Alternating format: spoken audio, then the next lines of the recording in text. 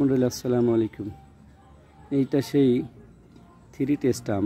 একটা আম প্রায় 1 কেজি পর্যন্ত হয়ে গেছে। প্রায় অল্প একটু শর্ট থাকলে থাকতে পারে, কিন্তু আমটা আসলে এত ওজন হয় আমি নিজেও জানতাম না। এই জায়গাটায় 3টা আম আছে, দেখতে পাচ্ছেন নিশ্চয়ই যে একটা ডোগায় 3টা আম আছে।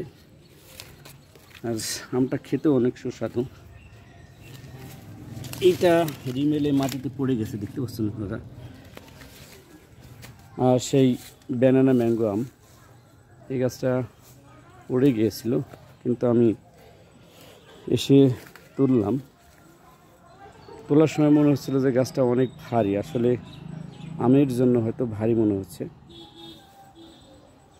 সেই ব্যানানা ম্যাঙ্গো, এই আমটা কয়েকটা পেকেছিল। এর কালারটা এত সুন্দর এবং স্বাদটা, স্মেল, তার গন্ধটা অনেক সুন্দর। বাড়িতে যদি খাওয়ার জন্য দিয়ে একটা আম লাগানো যায়, তাহলে ব্যানানা ম্যাঙ্গো আর আমেরিকান রেড পালমার মিয়াজাকি একটা করে লাগানো যায়। ভালো থাকবেন। মাদক না বলবেন, মাদক থেকে দূরে থাকবেন।